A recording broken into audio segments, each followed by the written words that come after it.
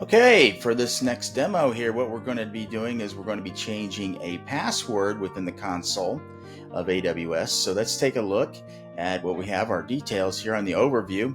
So we see the URL that we're going to access. We see also the some various other information that we need to complete this. So what we're going to do here is we could do this also on a automatic interval if we needed to, or change the password on a manual change window, which we're going to do right now.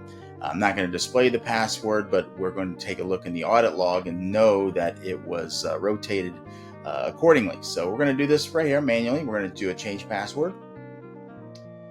We're going to rotate it and randomly generate it. So we're going to click that. And then we're going to go into a pending state, as you can see here, and we'll just kind of wait for the password to change.